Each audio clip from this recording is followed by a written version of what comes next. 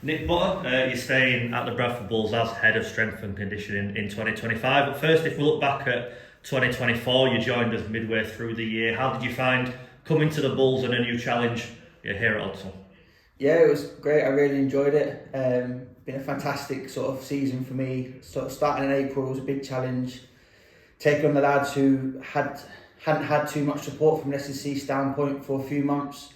So they weren't in a great place, which is probably visible by the amount of players we ended up having to use, the lot of injuries we had, sort of thing. So coming in and sort of trying to build standards and build the players back up to a point where they were fit and healthy, which we sort of got to towards the end of the season, where we almost had a fully fit squad going into the playoffs and stuff. So that was a big challenge for me.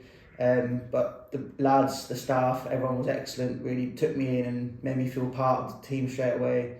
And it was a big change from my previous job working in football, so dealing with a whole new sport and a whole new set of players was fantastic. But yeah, big challenge, but one I really enjoyed, and I'm looking forward to continuing next year.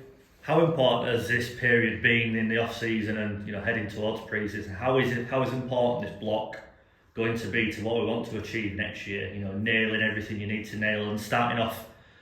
This is your first full pre-season, so you get the benefit of having a few weeks prep and starting off as you mean to go on. Yeah, it's massive. Obviously, at the minute, the lads enjoying some time to sort of rest and recover.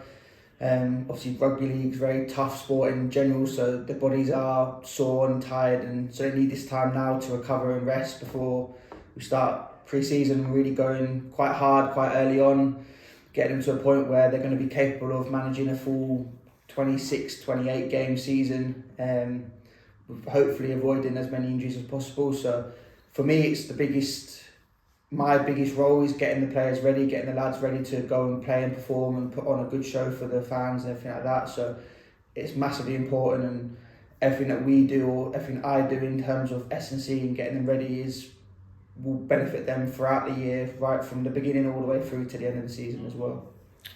Couple of weeks' time, the lads are back in pre-season training. What can they look forward to, or what are they fearing? What does that first week look like? Lots of hard work. First week sort of would be like a lot of testing, getting the lads back in around the group, getting them to know each other, getting them sort of started with what we want to get out of it in terms of their running and the gym, and also building on what Nobby and Greeny want to get out of it in terms of skill development and positional stuff and everything like that. Don't get me wrong, it'll be hard. Pre-season's supposed to be hard, but at the same time we'll have a good time.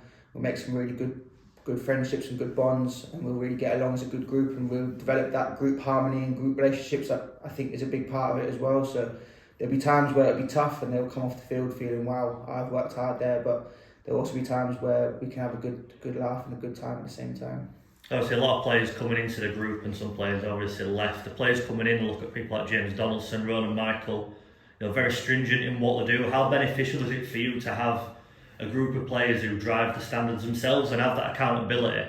So you're generally just watching over things, and you're not having to babysit them as such. Yeah, it's massive.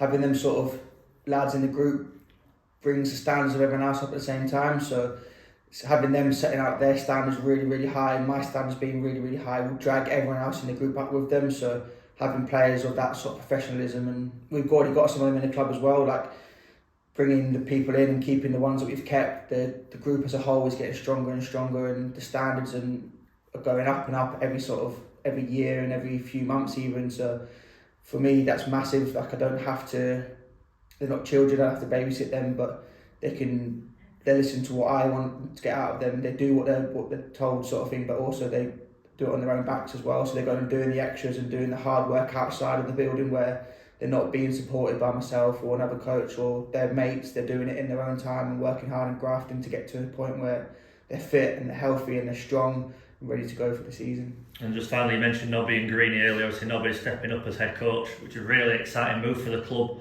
The fans have really bought into it. Season ticket sales are 200% up at this moment in time. In terms of a continuity perspective for yourself, how beneficial is it to familiar faces in Lee and Brian are going to be at the helm, for you to be able to work alongside? And in terms of that transition from one season to another, it should be a lot more seamless. Yeah, absolutely, and that's the thing. Nobby and Greeny were very much involved last year as well, so for myself, for the rest of the staff, but also for the lads as well. They're getting the same messages, they're getting the same faces, so we know the expectations now. So we've already got a baseline. So now it's right, can we raise them even higher and higher? And we haven't got a new coach who's got different expectations or different wants and different sort of needs. We already know what Nobby and Greenie are like.